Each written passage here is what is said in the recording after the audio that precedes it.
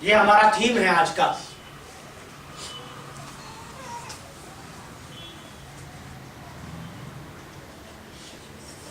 मत्ती की किताब उसका 19 अध्याय निकालेंगे हम लोग।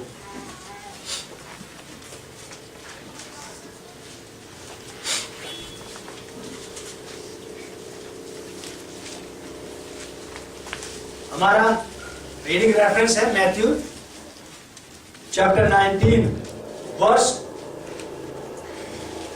16 to 25, 16 से 25 तक इसे हम पढ़ेंगे। मत्ती की किताब उसका 19 अध्याय 16 पद से 25 पद तक आप लोग ध्यान से सुनिएगा, पढ़िए। धनी युवक और अनंत जीवन। एक मनुष्य यीशु के पास आया और उससे कहा, हे गुरु, मैं कौन सा भला काम करूं कि अनंत जीवन पाऊं? उसने उससे कहा, तू मुझसे भलाई के विषय में क्यों पूछता है? भला तो एक ही है, पर यदि तू जीवन में प्रवेश करना चाहता है तो आज्ञाओं को माना कर। उसने उससे कहा, कौन सी आज्ञाएं? यीशु ने कहा, यह कि हत्या न करना, व्यभिचार न करना, चोरी न करना, झूठी गवाही न देना, अपने पिता और अपनी माता का आदर करना और अपने पड़ोसी से अपने समान प्रेम रखना। उस जवान ने उससे कहा, इन सब को तो मैंने माना है, अब मुझ में किस बात की घटी है? यीशु ने उससे कहा, यदि तू सिद्ध होना चाहता है तो जा, अपना माल बेचकर कंगालों को दे और तुझे स्वर्ग में धन मिलेगा, और आकर मेरे पीछे हो ले।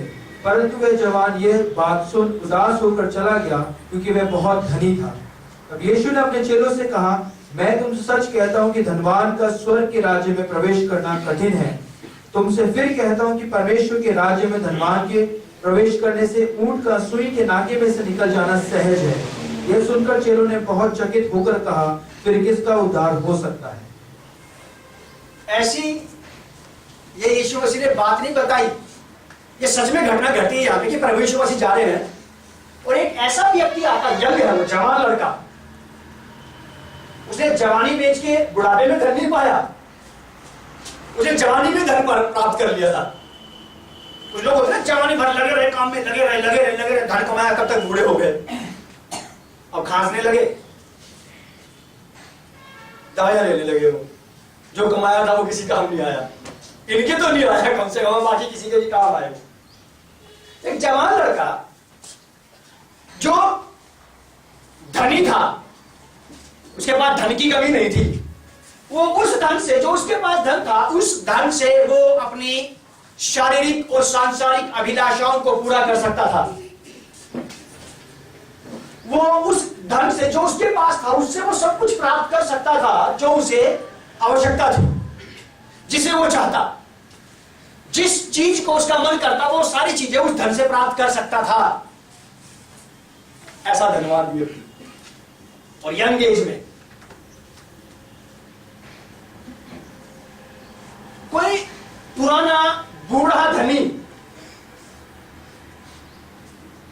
अनंत जीवन के बारे में सोचे तो बात समझ में आती है, लेकिन एक लेटेस्ट नया जवान धनी जिसके पास धन की कमी नहीं है और वो भी यंग है, उसके पास अपनी शारीरिक सांसारिक जवानी की अभिलाषाएं हैं, उसके पास पूरा करने के लिए बहुत सारी मनसाएं हैं, उस स्थिति में प्रभु के पास आना, एक रिच व्यक्ति, धन से लबरेज भरा हुआ, छलकता हुआ, बहता हुआ धन था इसके पास। यह आया और आकर के यीशु मसीह से पूछने लगा अनंत जीवन के बारे में। जो प्रक्रिया में ये था पहले, वो प्रक्रिया जो ये कर रहा था, कहीं ना कहीं इसके अंदर उसके बावजूद भी संतुष्टि नहीं थी। अगर होती तो ये यहां नहीं आता। अगर वो धार्मिक क्रियाकलाप जो ये करता था, उसको करने के बावजूद भी इसको कॉन्फिडेंस होता, अगर इसको पक्का हो जाता कि हाँ भाई हो गया मेरा काम, तो फिर यीशु मसीह के पास नहीं आना था इसको।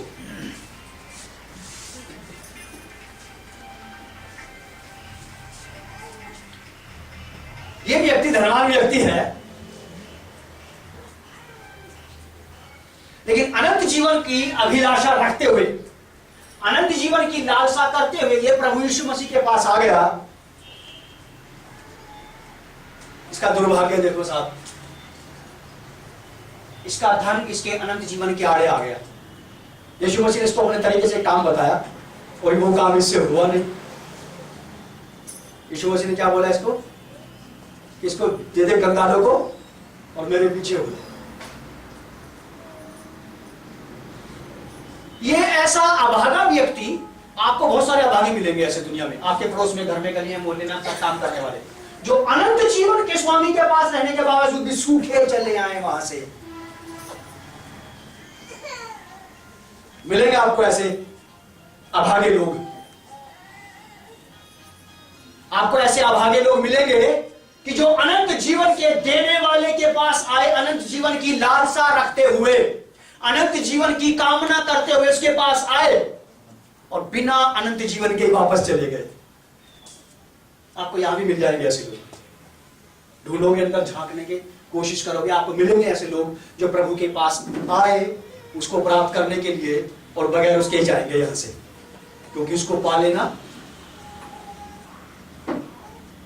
हर वो चीज को छोड़ देना, उस चीज से मुंह मोड़ देना जो मुझे उसके पास जाने से रोक देती है। ये धनवान है, इसका धन इसके और अनंत जीवन के बीच में रुकावट बन गया।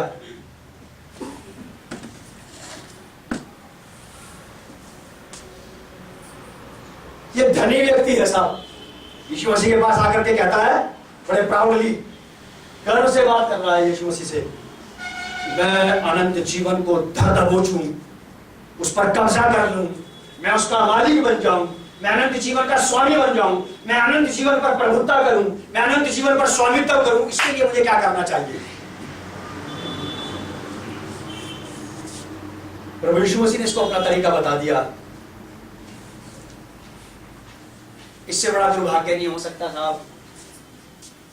यह व्यक्ति अनंत जीवन के स्वामी के पास आया, उससे इसने बातें की और बगैर ही अनंत जीवन के इसके पास से ये लौट गए। आप और मैं कहां खड़े हैं अपने बारे में जानकारी ले लेना, आज आप जांच लेना। कहीं पता पड़ा कि आप उद्धार के कर्ता के पास आए और बिना ही उद्धार के आप बैरंग लौट गए। पता पड़ा कि आप शांति देने वाले प्रभु यीशु के पास आए और बगैर ही शांति के आप वापस लौट गए। क्योंकि कई चीजें आपके उसके आड़े आएंगी। आदमी केवल धन का धनी नहीं होता है, अपने पाप की अभिलाषाओं का भी धनी होता है, अपनी कठोरता का, कट्टरता का, अपनी बेवकूफी का, अपनी कठोरता का भी आदमी धनी होता है। कई लोगों के अंदर ऐसा धन समाया हुआ है, जिद्दीपन का। रिच है वो अपनी जिद में, रिच है वो अपनी कठोरता में, धनी है वो अपनी ढीठता में, धनी है वो अपनी अशुद्धता में, अपनी अपवित्रता में, अपनी अनज्ञाकारिता के धनी है वो। उन्होंने आज तक इन चीजों पर विजय नहीं ली, वो धनवान हो गए इन चीजों में, और जब यीशु के पास आए तो उनको बैरंग लौटना पड़ा, क्योंकि वो हार चुके थे कि मैं अपनी जिद नहीं छोड़ सकता हूं। केवल आदमी धन का ही धनी नहीं है दुनिया में, पाप का भी धनी होता है आदमी। कई लोगों से उनके पाप के ऊपर बात की जाए तो लोग अपने पाप को छोड़ना पसंद नहीं करते, इतने रिच हो जाते हैं वो। इससे भी धन नहीं छोड़ा गया, इससे धन का मोह त्यागा नहीं गया। शारीरिक अभिलाषाओं के धनी हो जाते हैं लोग, सांसारिक अभिलाषाओं के धनी हो जाते हैं लोग, उन व्यर्थ की चीजों में इतने ज्यादा धनी हो जाते हैं, झूठी चीजों में इतने ज्यादा धनाढ्य हो जाते हैं कि जब वो प्रभु के पास आते हैं, उस नए जीवन को पाकर के उसके साथ चलने के लिए प्रभु कहता है कि आपको कपट छोड़ना पड़ेगा। ये आदमी कपट के ऊपर बात कर रहा है यीशु मसीह के साथ, क्योंकि इसको अनंत जीवन चाहिए। जब इसको कपट छोड़ने की बात यीशु मसीह ने कही तो इसको वापस लौटना पड़ा, क्योंकि कपट इसके अंदर जड़ जमा चुका था और अब इसका निकलना उससे मुश्किल था। झूठ, छल, ढीठता, अनज्ञाकारिता, बुरी आदतें, बुरी भावनाएं, बुरे विचार, इनमें धनी हो जाते हैं कुछ लोग। आपकी और हमारी दृष्टि में मालूम क्या बात है कि बस धनवान को ही धनी कहा जाता है, उसके पास रुपया पैसा हो। मैं सोचता हूं कि हर व्यक्ति धनी है, कहीं ना कहीं अपने जीवन में वो धनी है किसी ना किसी चीज का। किसी को कहते हैं ना कि इसको तो बोलने के ऊपर महारत हुई है, बोलने में धनी है। जब कभी इसको बिना बोलने के लिए कहा जाएगा ना कि आज आपको 2.5 घंटे बैठना, चुप रहना। मैं नहीं बैठता यार, मैं जा रहा हूं कि मैं तो बोलने में धनी हूं। किसी किसी को महारत हासिल हो जाती है अपनी चीजों पर। कई चीजों के धनी हैं साहब लोग। ये बड़ी कठोर और कड़वी बात है कि यहां भी ऐसे लोग मिलेंगे। इस बात को सुनकर के आप अपने बारे में जांचना पड़तालना और अपने घर बैठ के सोचना कि आप किन किन बातों में धनी हो। सकता है कि आपके पास संसारिक पैसा ही तो नहीं है, हो सकता है जिद हो आपके पास, और जिद भी ऐसी कि अगर आपकी शादी हो गई तो आपने पति की रेल बना रखी है, और जिद भी कैसी कठोर कि अगर आप शादीशुदा तो आपने अपनी पत्नी की रेल बना रखी है। जिद भी ऐसी कि अगर आपके पास माँ बाप है तो आपने माँ बाप के पर खर्चे उड़ा रखे हैं जिद कर करके। अगर आपके पास बच्चे हैं तो आपके पास ऐसी जिद है कि आपने बच्चों को खून के आंसू उड़ा रखे हैं। जिद में धनी है कहीं ना कहीं लोग, आप और मैं। हम अपनी खामियों में, खराबियों में, अपनी अशुद्धता में, अपनी अपवित्रता में इतने ज्यादा धनी हैं। मैं कई लोगों से मिलता हूं तो वो कहते थे कि भाई ये तो नहीं करूंगा मैं समझ जाता हूं कि ये स्ट्रॉन्ग डिसीजन का धनी व्यक्ति है भाई, और इससे काम कराना संजीव कुमार तेरे बस की बात नहीं है। तू नहीं करा सकता इससे काम, इससे तो यीशु मसीह कराएगा। इसको उसी के हाथ में दे दो बस। आप इस कहानी को अगर समझो, अगर इस कहानी को आप समझ गए हो वास्तव में कि ये जवान लड़का धनवान था, इसके पास किसी चीज की कमी नहीं है, अपनी धार्मिक क्रियाकलापों का पालन कर रहा था जो बाप दादाओं के जमाने से इसके नाना नानी ने, दादा दादी ने, माँ बाप ने, इसके रिश्तेदारों ने इसको सिखाए थे।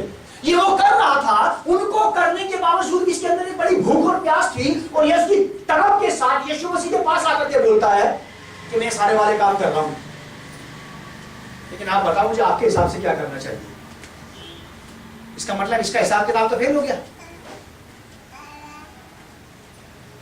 आप किसी के पास सलाह लेने के लिए तब जाते हो आपका माइंड फेल हो जाता है, बिल्कुल आपका दिमाग काम करने बंद कर देता है। तब आप किसी के पास जाकर के बोलते हो मुझे ये समस्या है, मैं इसमें से निकलना चाह रहा हूं, निकल नहीं पा रहा हूं, मुझे कुछ सलाह दो। बुरा भी नहीं है। जो लोग मैथमेटिक्स के बारे में, हिसाब किताब के बारे में जानते हैं, वो लोग इस बात को जानते हैं कि अगर एक बार आप मैथ में चूक गए, एक बार गलती हो गई फिगर में आपको गिनने में, आप 3-4 बार गिन लो, आपसे वही काउंटिंग होगा बार बार। एक लंबा हिसाब किताब जब लोग करते हैं, और यही वजह है कि जब हिसाब किताब की बातें होती है तो आज दिन खुद चेक करने के बाद एक को बोलता है कि तुम चेक कर लो वही से। ये व्यक्ति बड़ी लालसा से प्रभु यीशु मसीह के पास आया, अनंत जीवन के स्वामी के पास। डायरेक्ट लौट गया साहब। ये उस अनंत जीवन के स्वामी की पूर्ति नहीं कर पाया। आप अपने बारे में सोचो, आपके पास अलग अलग प्रकार की चिंताएं, परेशानियां, पीड़ाएं, तकलीफें हैं, और बाइबल ये बताती है कि सारी समस्याओं का समाधान करने वाला यही यीशु मसीह है। जब आप और मैं इसके पास आ गए हैं और फिर भी यदि खाली हाथ लौटना पड़ रहा है, तो किससे बात करनी चाहिए, किससे पूछताछ करनी चाहिए इसके विषय में? बस यहां केवल 2 ही लोग हैं, आप और यीशु मसीह। भाई ये व्यक्ति को अनंत जीवन चाहिए, देने वाला कौन है? ठीक है, लेने वाला कौन है? ये आदमी है, लड़का है, जवान। अब ये आया अनंत जीवन के स्वामी के पास। 17:3 यूहन्ना की किताब में ऐसा लिखा है कि अनंत जीवन तो यही है कि हे परमेश्वर, ये दुनिया के लोग उस यीशु मसीह को जिसे तूने भेजा है और तुझे, परमेश्वर को और यीशु मसीह को जाने, यही अनंत जीवन है। ये आया, मैं ऐसी प्रार्थना कर रहा था, बैठा था कि प्रभु मैं एतवार को जाऊंगा तो क्या ले जाऊंगा आपके लोगों के लिए? कुछ भी नहीं है इस वक्त मेरे पास, और मैंने कोशिश भी नहीं की। मैंने बिल्कुल कोशिश नहीं की, मैं उसके साथ आराम से बैठा रहा।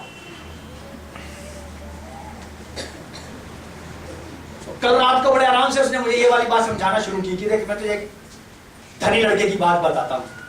मैंने ये बोल दिया प्रभु मैं जानता हूं। तो बोला हाँ जानता है, लेकिन मैं तुझे सिखाऊंगा। उसने मुझे बताया कि लोग कई प्रकार से धनी हैं। मैं भी फ्रेश हो गया था इस बात को सुनते ही, कि मैं तो यही सोचता था कि केवल लोग धन में ही धनी होते हैं। हाँ, झूठ में भी धनी होते हैं लोग, मारते होते हैं, झूठ के चैंपियन होते हैं भाई वो। छलकपट में, धूर्तता में, आज्ञा ना मानने में, क्रोध करने में, हट करने में, अपनी बात को जबरदस्ती मनवाने में धनाढ्य हो गए ये लोग। अब इस धन को छोड़ना, जब यीशु मसीह ने कहा कि अपना धन छोड़ दे और खाली हाथ मेरे पीछे, मुश्किल हो जाएगी बात। और जब आप और मैं यहाँ आए हैं तो आपको मुझे भी वास्तव में कुछ ना कुछ छोड़ के खाली होकर के इसके पीछे चलना पड़ेगा। ये तो बहुत बुरी गति हो जाएगी। शांति देने वाले के पास आए और बिना ही शांति के वापस जाना पड़ रहा है घर। छुटकारा देने वाले के पास आए और बिना ही छुटकारे के जाना पड़ रहा है घर। जीवन में तसल्ली, संतुष्टि, भरपूरी देने वाले के पास आए और बिना इन चीजों के घर वापस जाना पड़ रहा। प्रभु यीशु मसीह ने बोला कि मैं इसलिए आया हूं कि तुम जीवन पाओ और भरपूरी का जीवन। यह व्यक्ति खड़ा होके बड़े जोर से कह रहा है इस बात को कि मैं इसीलिए आया हूं कि तुम लोग जो मेरे पास आओगे तुम जीवन पाओ और भरपूरी का जीवन पाओ। मान लो इसकी आवाज सुनकर के कुछ लोग इस तक आ गए भरपूरी का जीवन पाने के लिए। अब भरपूरी का जीवन ये थैले में हाथ डाल के तो दे नहीं देगा। भरपूरी का जीवन पाने के लिए ये आपको कुछ तरीका बताएगा कि आप ऐसे चलो, मेरी बात मान के ऐसे ऐसे करते जाना। हमने नहीं किया तो क्या वो भरपूरी का जीवन पहुंच जाएगा उन तक? ये दुर्भाग्य होगा उस आदमी का कि भरपूरी की बात करते हुए भरपूरी के जीवन देने वाले के पास आया और खाली नंगा जैसे आया था वैसे लौटना पड़ा उसे।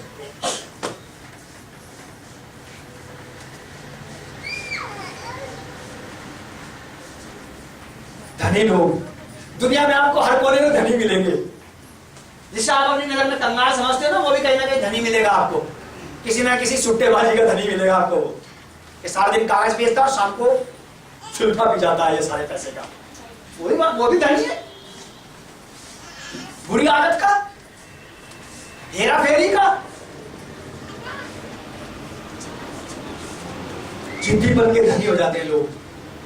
छोटे छोटे बच्चे आपसे जो जबरदस्ती आपसे अपनी बात मनवा लेते हैं, वो बच्चे जिनके हाथ में लाठी डंडा नहीं होता, छोटे छोटे माँ बाप दांत पीस के बोलते हैं मनवा लेते हैं आपसे अपनी जिद, क्योंकि ये जिद के धनी है। ऐसी अंदाजा लगा लो। अब आप दुनिया में बहुत सारे लोग अलग अलग चीजों के धनी हैं, जिनको महारत हासिल है अपनी चीजों पे, चैंपियन है वो अपने काम के। लेकिन ऐसे लोग, पौलुस कहता है गलतियों की पत्री 2 अध्याय के 20 पद में कि मैं जीवित नहीं रहा वरन मसीह मुझ में जीवित है। मैं गारंटी देता हूं कि आपके अंदर यीशु मसीह तब तक जीवित नहीं रह सकता जब तक आप न मर जाओ। पौलुस ये वाली बात क्यों कह पाया कि अब मैं जीवित नहीं हूं, इसलिए वो जीवित है। अब वो ये कहता कि मैं भी जीवित हूं मुझ में और यीशु भी जीता, हम दोनों एक ही साथ चलते हैं। अब ये कैसे हो गया भाई? पौलुस का कथन सुनिए साहब, शुरुआत का इंट्रोडक्शन कितना बेहतरीन देता हो कि अब मैं जीवित ना रहा।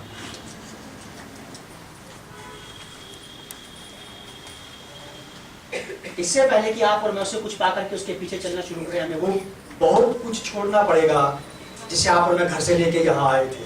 ये भी लाया था, ये भी लाया था घर से, एक विचार था इसके बाद। ये ऊंट पे धन डाल के थोड़ी लाया यीशु मसीह के पास, माइंड में जरूर लाया था कि आई एम रिच, मैं एक धनी व्यक्ति हूं। ये घोड़े गाड़ियों बैलगाड़ी पे धन मार के थोड़ी लाया यीशु मसीह के पास दिखाने के लिए। देखो ये अपने ख्याल के साथ आया, उस ख्याल के साथ। हम भी बहुत बार यीशु मसीह के पास अपने उसी ख्याल के साथ जाते हैं जिसने हमारे ऊपर जड़ें जमा रखी है। अगर ये छोड़ दिया तो वास्तव में आप वो लेकर के जाओगे यहां से जो आप लेने आए हो। अगर ये भी छोड़ा तो वो भी नहीं ले जाओगे जिसको लेने आए थे, और जो लेके आए थे वही साथ साथ जाएगा बस।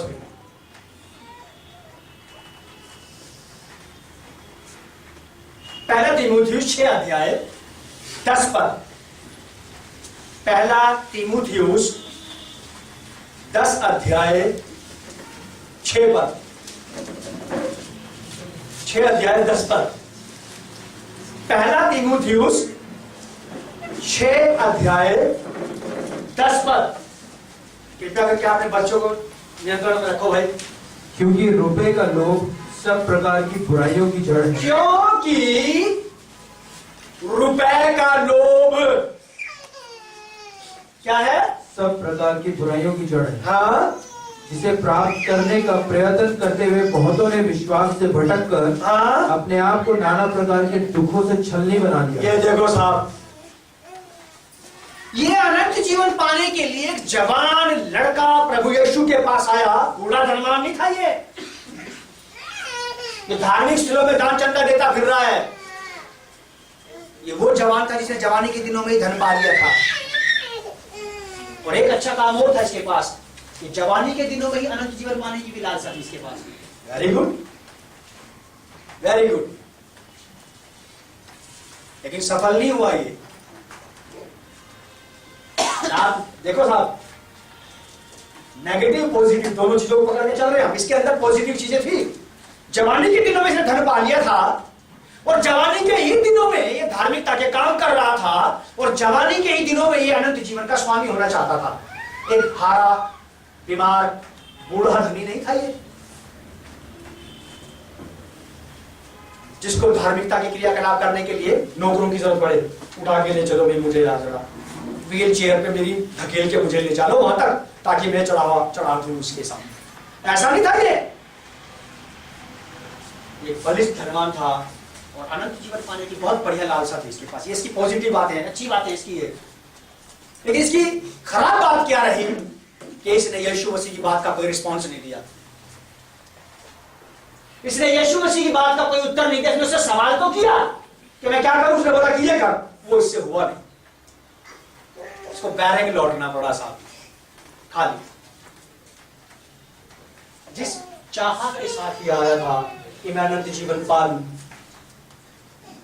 उसी चाहत के साथ ये वापस लौट गया, क्योंकि वो चीज के अंदर हमेशा बनी रही होगी कि अनंत जीवन कैसे पाऊं, कैसे पाऊं, कैसे। रुपए का लोभ, रुपया बुरा नहीं है। उत्पत्ति की किताब में परमेश्वर ने अब्राहम को धनाढ्य बनाया, लिखा कि और अब्राहम तो सोने चांदी भेड़ बकरियों और रुपये पैसे का बड़ा। और रुपया बुरा था तो परमेश्वर ने क्यों बनाया? इसका लोभ, इसका लालच, इसकी बेड़ियां जो लोगों को पकड़ के रखती है कि जाने की जरूरत नहीं है प्रभु के पास, कुछ देने की जरूरत नहीं है उसको, कुछ मत दो प्रभु को। यह है रुपए का लोभ। जब प्रभु हमसे कुछ बात करता है, यीशु मसीह थोड़ी गए थे इसके पास। यीशु मसीह ढूंढते फिरे इसे, हाँ भाई कोई है गांव में, मोहल्ले में, बस्ती में जिसको अनंत जीवन चाहिए, अनंत जीवन ले लो, अनंत जीवन। ये करते थोड़ी फिरे यीशु मसीह। ये तो ढूंढते ढूंढते खुद ही आया था कि प्रभु अनंत जीवन दो महाराज। ने बोला ठीक है मिल जाएगा, ये वाले काम कर दो, ये हमारे बस की नहीं, फिर वापस जाओ वहीं पे जहां से आए। समझा मेरी बात को? यीशु मसीह अनंत जीवन बांटता नहीं फिर रहा था, खुद लेने आया था। इसके पीछे नहीं गए थे यीशु मसीह। हर एक व्यक्ति यीशु मसीह के पास खुद ही आता है, और जो आया है खाली हाथ, वो खाली हाथ नहीं जाएगा। यूहन्ना 6:37 में ऐसा लिखा है, वो सब कुछ जो मेरा पिता मुझे देता मेरे पास आएगा, और जो मेरे पास आएगा मैं उनमें से किसी को खाली हाथ नहीं जाने दूंगा, किसी को ना लौटाऊंगा, बैरंग नहीं लौटाऊंगा। वो तो नहीं लौटाएगा। अगर हम खुद ही लौटने का विचार कर ले तो लौटना ही पड़ेगा फिर हमें खाली हाथ। प्रभु ये नहीं चीजें छोड़ सकता मैं अपनी जिद कैसे छोड़ दूं, कैसे झुक जाऊं उसके सामने, कैसे मैं अपने शब्दों को वापस ले लूं, ऐसे कैसे? पूरी टक्कर दूंगी इसको तो मैं अभी तो मैं उसको समझा दूंगा कि मैं कौन हूं। हम तो इन चीजों के धनी हो गए, तो धनी हो गए तो हमें वापस ही लौटना पड़ेगा फिर प्रभु के पास से। आप जाओगे तो सही प्रार्थना में, बपतिस्मा पाने के बाद, चर्च की मेंबरशिप लेने के बाद, टाइट ऑफरिंग देने के बाद, बाइबल पढ़ने के बाद भी आपको कई बार खाली हाथ ही लौटना पड़ेगा उसके पास से, क्योंकि आपने वो चीजें नहीं छोड़ी जो उसने चाहता है कि छोड़ दो। ये भी तो अपने रिचुअल्स पूरे कर रहा था, सारे धार्मिकता के क्रियाकलाप जवान लड़का पूरे नहीं कर रहा था। ये 6:10 पहला तीमुथियुस में ऐसा लिखा है कि रुपए का लोभ, इसकी पकड़ अगर मेरे ऊपर हो गई, अगर ये मेरे ऊपर ओवरकम हो गया, मेरे ऊपर जयवंत हो गया, मुझे ऊपर विजयी हो गया, अगर इसने मुझे दबा लिया, रुपए का लोभ, रुपया बुरा नहीं है, रुपया बुरा नहीं है, मैं तो नहीं मानता कि रुपया बुरा है। ये रुपया मुझे जरूर कहता कि ये आदमी अच्छा नहीं है, क्योंकि मैं इसको यहाँ रखता हूं नीचे, इसलिए ये कहता रहता है कि ये आदमी ठीक नहीं है। रुपए का लोभ सब प्रकार की बुराइयां करा देता है साहब। हत्या भी करा देगा, किडनैपिंग करा देगा, स्मगलिंग करा देगा, झूठे वाउचर, झूठे बिल बनवा देगा, झूठ छल कपट चोरी चालाकी, माँ बाप से झूठ, पत्नी से झूठ, बच्चों से झूठ। रुपए का लोभ जब घुस जाता तो वैसे ही होता है। और यीशु मसीह से भी झूठ,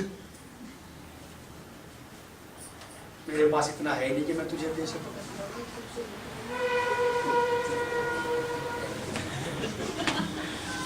मेरे पास कहा है प्रभु, देख तू तो सभी कुछ जानता है, देख तू तो जान ही जान है। तो ठीक है, वो कहा है जो तेरे पास मेरा है। प्रभु मैंने मेरा तो खाई लिया, तो फिर क्या मैंने तेरा भी खा लिया। यीशु मसीह कह गए ठीक है फिर तो आमीन।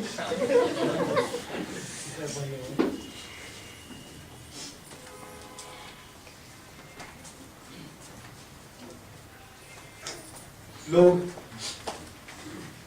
बुराई के भी धनी हो जाते हैं साहब, चैंपियन हो जाते हैं बुराई करने में। बस इतने धनी हो गए बुराई के कि उनसे किसी की भी करा तो जिसको नहीं जानते उसका बस नाम बताते। नाम क्या है कि उसका नाम है राम शरण। अच्छा राम शरण को देखा तुमने कि नहीं देखा, मिला के नहीं मिला, अच्छा राम शरण की भी सुन। ये इतने चैंपियन है कि जिस आदमी से नहीं मिले उसका नाम सुनते उसके बारे में सारी बातें करना शुरू कर देते। बुराई के इतने धनी हो गए।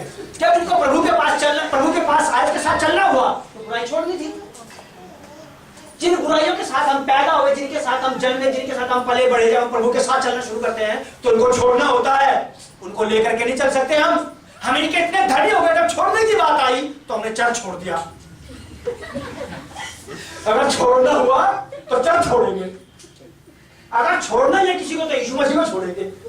बोलता है ये सुबह उठते पकड़ लेता है कि ऐसा मत करो वैसा मत करो, इधर मत जाओ, इसे छोड़ दो यीशु मसीह को, फिर कुछ छोड़ने की जरूरत नहीं पड़ेगी।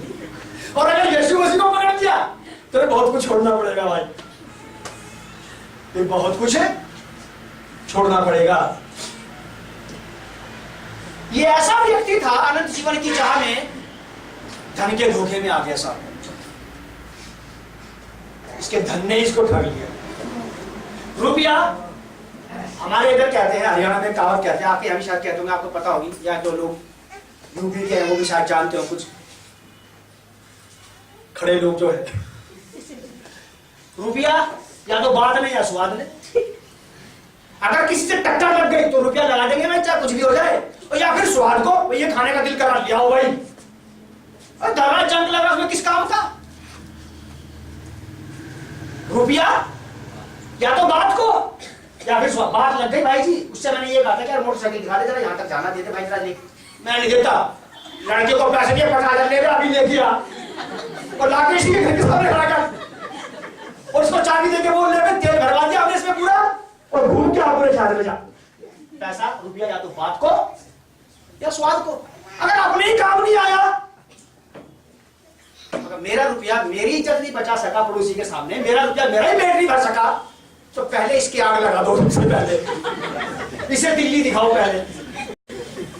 गलत बोल रहा हूं मेरी बात। ये आदमी के पास रुपया था, धन का धनी था, अगर इसका धन इसको अनंत जीवन नहीं दिला पा रहा है तो पहले इसको माचिस दिखा भाई थी। अगर आपके पास रुपया फिर भी मुझे तो पसंद नहीं है साहब ये वाली बात, मेरे पास ज्यादा रुपया रहता है खर्चा नहीं करता हूं, बढ़ जाता है ऐसे, मैं बिल्कुल बर्दाश्त नहीं करता। अगर मेरे बच्चे ही कहते कि भाई ये चाहिए मैं तो ले आता हूँ, जाओ। सर्दी हो बरसात हो, मैं कभी नहीं हिचकिचाता हूँ। रेनकोट पहन के या सर्दी होगी तो टोपी टापी लगा के अपने ग्लव्स व्लव्स पहन के रात को 8:30 बजे 9 बजे ये तंदूरी चिकन ले आओ। अच्छा अचानक, अब तुमने अचानक बोला तो पैसे भी तो है। अब ये नहीं कि रात 1 बजे उठा के पापा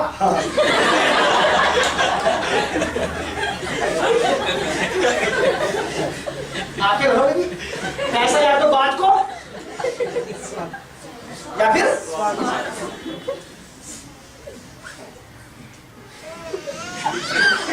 इसके लिए मुसीबत बन गया इसका पैसा। तेरे काम नहीं आ रहा, क्या करना है? तेरे काम नहीं आ रहा तेरा पैसा। ये संसारिक धन के धनी थे साहब, और इनका धनी नहीं के काम नहीं आया।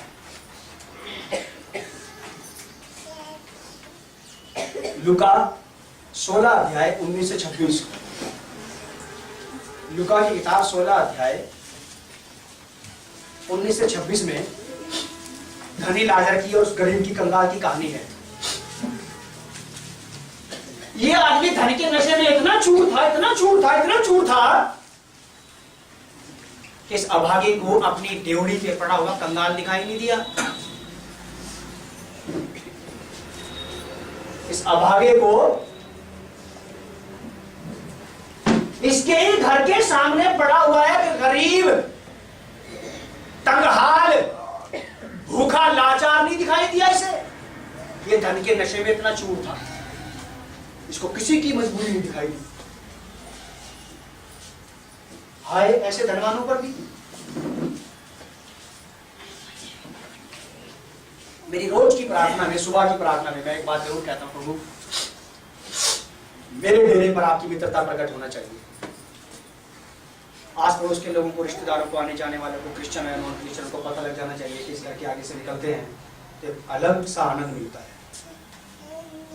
गेट में अगर कोई गेट को पकड़ के जैसे ही खोलना शुरू करे वहीं से आप उसको पकड़ लो, उसको लगना चाहिए कि मैं किसी अच्छी जगह जा रहा हूँ। लेकिन उसके लिए मुझे बहुत साफ सफाई रखनी पड़ती है अपने घर की। ऐसे नहीं कि मैंने कह दिया और आप भी कह दो, हो जाए काम चाले, ऐसे नहीं होती बात।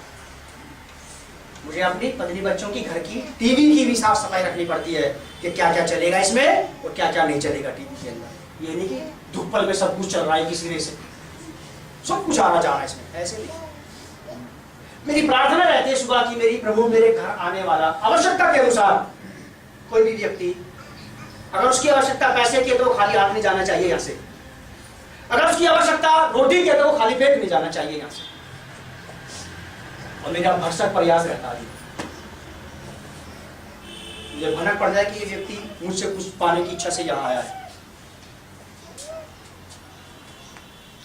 ये किसी आशा से यहाँ पे आया है, इसको खिलाओ, इसको दो।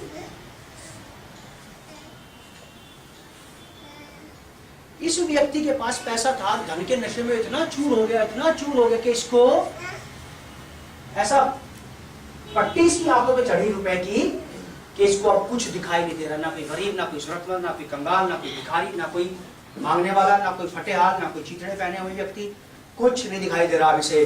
बस ये अपने ही धन में चूर था। ऐसे भी धनवान है दुनिया में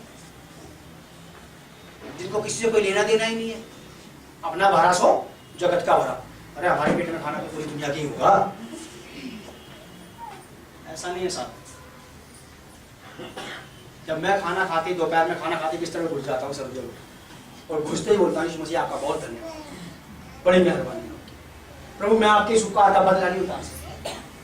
ठंड में प्रभु, दिन में मैं खाना खाती बिस्तर में घुस गया, प्रभु आपकी बड़ी मेहरबानी। प्रभु जैसे आपने मुझे, मेरे पत्नी बच्चों को दिया, ऐसे ही आपके बहुत सारे लोग हैं, मैं हमेशा याद रखता हूँ लोग। ठंड में जब मैं बिस्तर में घुस जाता हूँ तो अपनी पत्नी को बोलता हूँ कि यार कुछ लोग बेचारे ऐसे मुझे यात्रा कर रहे होंगे और बाईपास पे खड़े होंगे, बस का इंतजार कर रहे होंगे, बस नहीं आ रही होगी। वो इंतजार कर रहे हैं कि कोई साधन मिल जाएगी, उसमें लटक के घर चला जाऊँ ठंड में, बरसात में। कभी कभी ऐसा दिमाग काम करता है मेरा, तो मैं ये कहता हूँ कि प्रभु कोई भी व्यक्ति ऐसा, आप उसकी मदद कर दें, उसे सही ठिकाने पे पहुंचाओ आप, ताकि वो ठंड से बचे, बारिश से बचे, खाना उसको टाइम पे मिल जाए। ये नहीं अर्थ कि अपना भरा सो जगत का भरा। ये ऐसा धनवान व्यक्ति था कि इसको लाजर की दशा ना तो दिखाई दी और ना समझ में आई। ये धन के साथ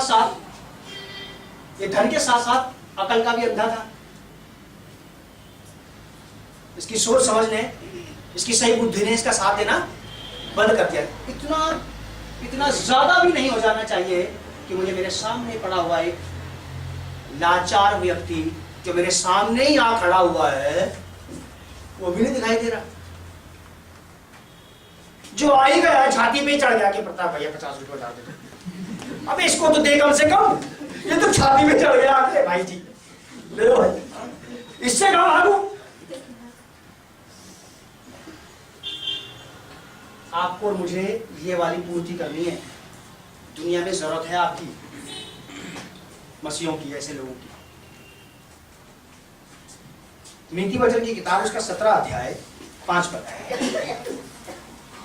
हम धनी लोगों के बारे में देख रहे हैं। ये ऐसे धनवान हैं कि इनको किसी से कोई लेना देना नहीं। 17:5 जो निर्धन को ठट्ठों में उड़ाता है वो उसके कर्ता की, उसके बनाने वाले, उसके रचने वाले परमेश्वर की निंदा करता है। एक बात याद रखना साहब, हर एक इंसान का, मनुष्य का बनाने वाला बस केवल आपका परमेश्वर क्या हुआ है। वो मुखालदे में किसी की भी आगे झुक रहा हो, उसने नहीं बनाया उसको। ये आदमी मुखालदे में गलती में कहीं भी जा सकता है, लेकिन आपको होश होना चाहिए कि इसका रचने वाला मेरा परमेश्वर क्या हुआ है। अगर आपको ये वाला सेंस रहा तो आपको ये वाली तमीज भी आ जाएगी कि फिर मुझे इसकी हेल्प करना ही चाहिए, चाहे इसने 4 तिलक लगा रखे हो वहां पे। अगर ये लाचार है, कंगाल है, अगर ये मजबूर है, जो बलिष्ठ मजबूर है उनसे दूर रहना चाहिए। जो तंदुरुस्त तगड़े मजबूर हैं उनसे दूर रहना चाहिए। तुम तो कमा के खा सकते हो। किनकी बात कर रहा हूं मैं, समझ रहा? जिनका पेशा ही मांगने का है, जिनका बिजनेस यही है बस।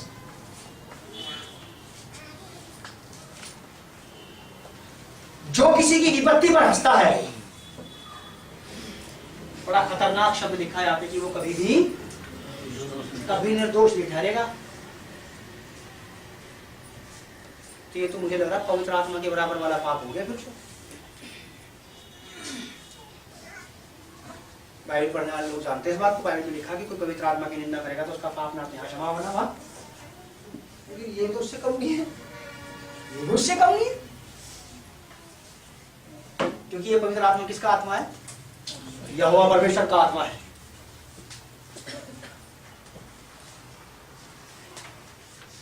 उन्नीस अध्याय 17 पद, नीति वचन की किताब। जो कंगाल पर अनुग्रह करता है वो यहोवा को उधार देता है। ले, परमेश्वर को भी कर्जदार बना लिया अपना। परमेश्वर को भी कर्जदार बना लिया। कुछ लोग हैं ऐसे समझदार बन रहे हैं।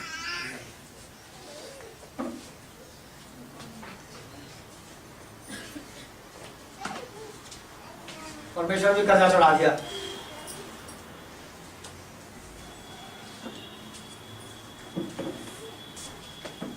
जो कंगाल पर अनुग्रह करता है वह यहोवा को उधार देता है और वह अपने इस काम का प्रतिफल पाएगा। उसने लाजर को नहीं जाना, लाजर को उसने कुछ नहीं दिया, इसीलिए उसको भी नहीं मिला हुआ। Tit for tat. अगर उसने लाजर पे दया की होती तो वहां उस पर भी दया की जाती। अगर उसने लाजर की शुद्धि ली होती तो वहां उसकी भी शुद्धि ली जाती। मेरी डेवड़ी पे पड़े हुए कंगाल की शुद्धि उसने नहीं ली तो उसकी भी शुद्धि नहीं ली गई थी वहां पे। जानते हैं इस कहानी के बारे में आप लोग? वो बोलता रहा, उसकी कोई भी बात वहां सुनी नहीं गई। यही हुआ उसके साथ, यही हुआ उसके साथ। 21 अध्याय 13 पद।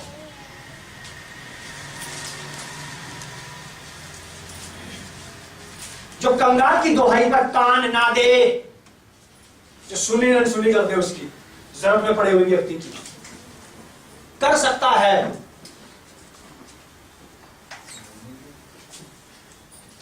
और फिर भी नहीं किया। नीति वचन 21 अध्याय 13 पद, जो कंगाल की दोहाई पर कान ना दे, उसकी बात को ना सुने, वो भी एक दिन पुकारेगा और इसकी भी नहीं सुनी जाएगी। ले, जैसे को तैसा। अगर तुझे यहां समझ में नहीं आया हिसाब किताब, तो वहां तुझे सारी बातें समझ में आ जाएगी, क्योंकि वहां हर एक व्यक्ति को जता जता के समझाया जाएगा। इधर आओ, देखो ये किया था ना कि प्रभु याद नहीं आ रहा कि नहीं, मुझे याद है। हाँ भाई, ऐसा ऐसा कहा था तूने इसको, प्रभु समझ में बात नहीं आ रही। नहीं, मैं समझ, मुझे समझ है, तुझे समझ में नहीं आ रहा कुछ, लेकिन मैं तुझे जता जता के बताऊंगा कि तूने इतनी तारीख को इस टाइम पे इन लोगों के सामने इसके साथ ऐसा किया।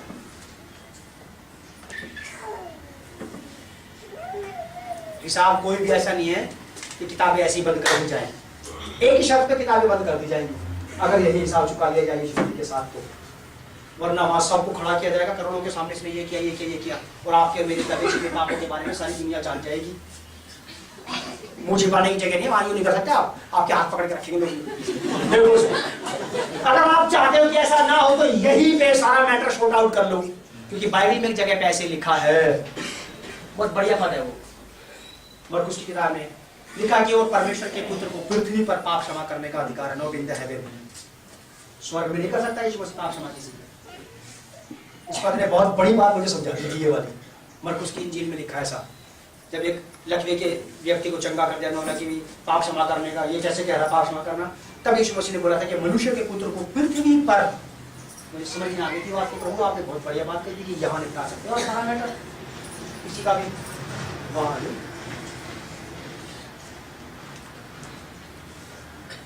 बहुत बढ़िया लगी मुझे ये वाली बात, पहली बार समझ में आई थी। प्रभु यीशु कह रहा है कि मनुष्य के पुत्र को पृथ्वी पर पाप क्षमा करने का भी अधिकार है। यही तुम्हारा सारा किस्सा, सारा खेल समाप्त कर सकता हूँ, यही के यही तुम्हारी फाइल बिल्कुल बंद कर सकता हूँ, कोई तुम पे ब्लेम नहीं करेगा स्वर्ग में। यहाँ वहां नहीं, अगर आप ये सोच रहे हो कि वही जाति देखेंगे तो वहां तो चिट्ठा खुला मिलेगा कि ये मुझसे पहले कैसे, ये तुझसे पहले था यहाँ पे। यही के यही सारे काम निपटा दे हम। जो कंगाल की दुहाई पर कान ना दे वो आप पुकारेगा और उसकी सुनी। बड़ा दुख होता है साहब तब जब आप बुलाते रह जाए किसी को कोई ना आए आपके पास, वो भी तब जब आपको जरूरत हो, वो भी तब जब आपको आवश्यकता हो। पेन होता है, दर्द होता है उस वक्त।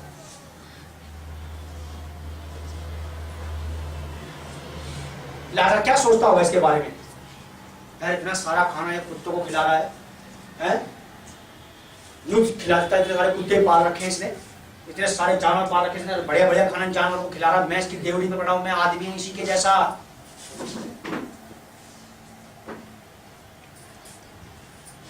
लाजर की आवाज उसके कान तक नहीं पहुंची और फिर परमेश्वर के कान तक भी इसकी आवाज नहीं पहुंची। यही पुकारता ही रहा कि एक बार भेज दे, एक बूंद पानी मेरी जीभ पे टपकवा दे, ऐसा करवा। परमेश्वर को सलाह दे रहा था फिर ये बाद में कि ऐसा कर ले, देख तू तो बड़ा दयालु है, देख तू तो बड़ा दया का धनी है, मेरे साथ ऐसा करते। परमेश्वर ने बोला कुछ नहीं होता, ये सब कुछ गलती नहीं होगा। ऐसे भी धनी है दुनिया में।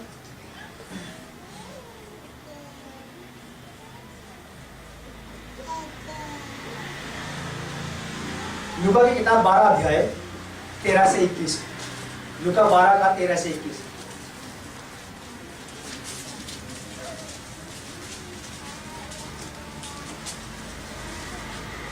एक धनवान मूर्ख का दृष्टांत।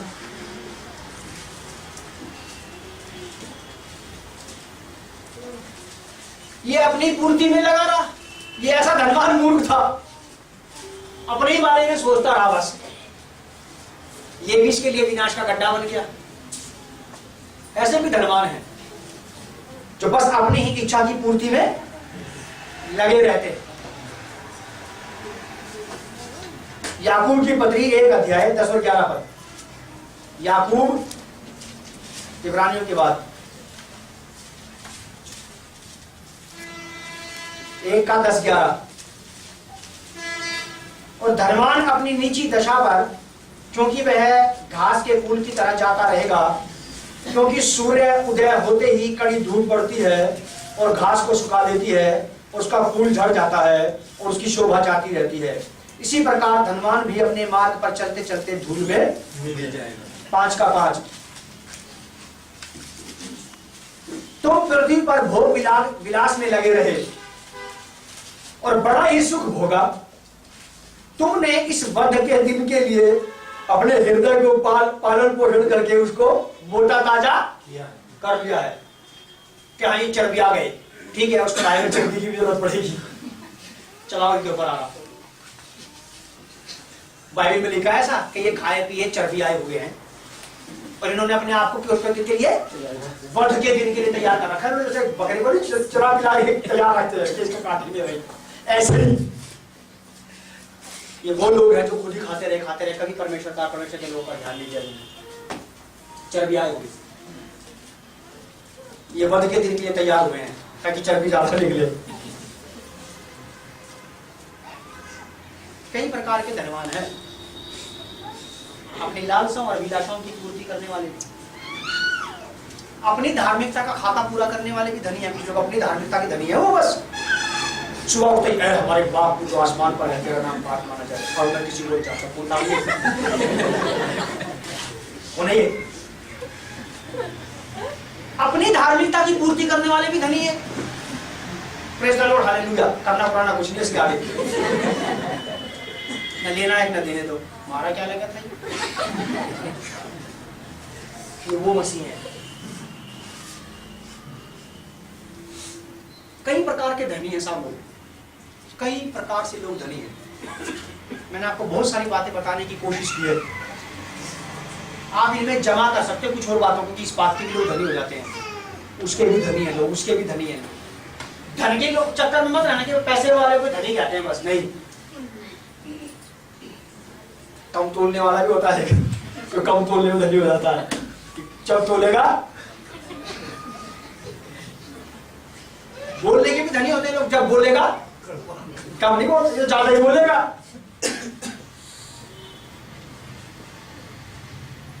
मत्ती 6 अध्याय 24 पद, आखिरी में आ गए हम लोग।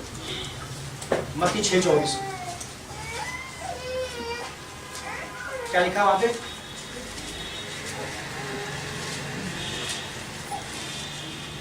कोई मनुष्य दो स्वामियों की सेवा नहीं कर सकता, क्योंकि वह एक से बैर और दूसरे से प्रेम रखेगा, या एक से मिला रहेगा और दूसरे को कुछ जानेगा। दोनों चीजों को आप एक साथ लेके नहीं चल सकते। आप यीशु मसीह की बात को और अपने विचारों को, आपको एक को तो त्याग नहीं पड़ेगा, या तो अपने विचार को या फिर यीशु मसीह को।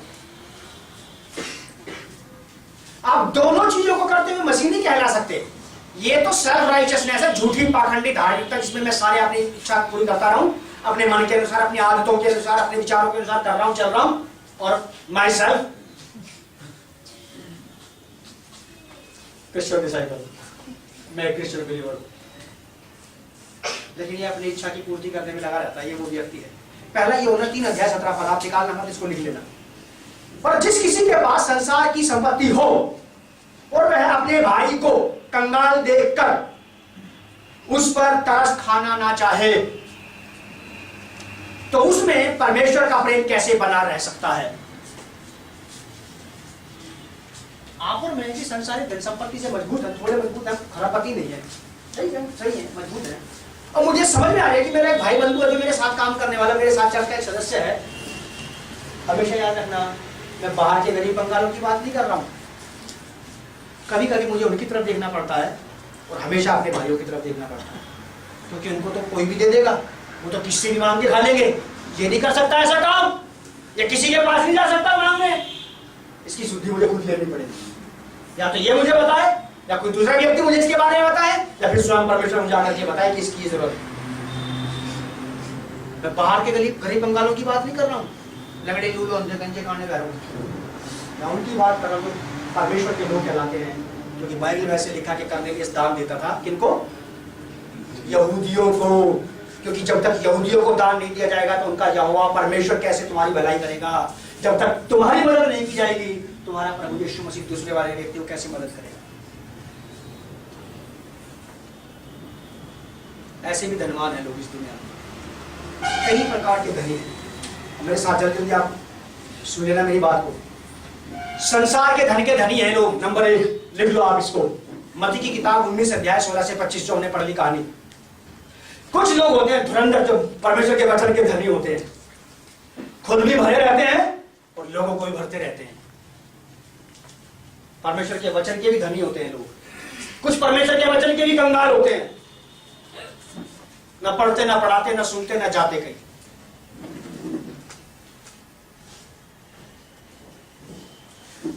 बहुत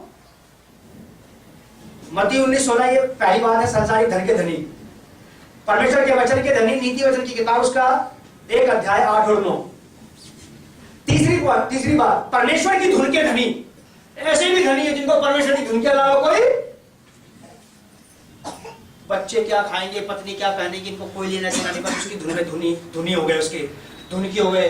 यूहन्ना 2:17 में ऐसे लिखा, जब यीशु मसीह ने मंदिर साफ करवाया, ऐसे लोगों को याद आ गया कि ऐसा लिखा कि तेरे घर की धुन मुझे खा जाएगी।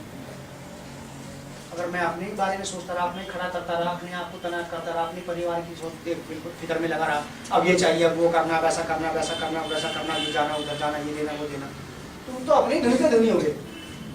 परमेश्वर के राज्य की धुन कवर, कुछ परमेश्वर के धुन की होते हैं, वो परमेश्वर की धुन के धनी है। धनी कई प्रकार के हैं साहब।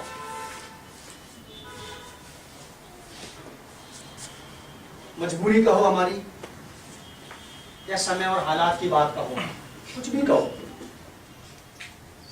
हमें 2-2, 3-3 सप्ताह हो जाते हैं परमेश्वर के भवन में जाके अपना चेहरा दिखाने के लिए। धुन ही नहीं लगी अभी हमें, हम उसकी धुन के धनी नहीं हुए अभी उसकी धुन के धनी नहीं हुए। हम अपनी धुन के धनी हैं, रोज सुबह उसके सामने पहुंच जाते कि आज मेरे नाती पोतों का ये कर देना, मेरे बहू बेटे का ये कर देना, बेटी दामाद का ये कर देना, मेरे पड़ोसियों का, मेरे रिश्तेदार का, मेरी चाची का, मेरी ताई का, प्रभु मेरी पत्नी का ये कर देना, प्रभु मेरा ये कर देना आज आप। रोज हमारी शुरुआत ऐसी हो जाती है। रात को सोने से पहले भी हम प्रार्थना करने वाली ये कहते हैं, प्रभु जब मैं सुबह उठूं तो ये वाला काम भरा मिले मुझे बस। प्रभु जब मैं सुबह सो के जगूं ना तो बस ये काम हो जाए। तूने सोने से पहले मेरा कौन सा काम कर दिया भाई, जो तेरे जगने से पहले मैं तेरा काम कर दूं।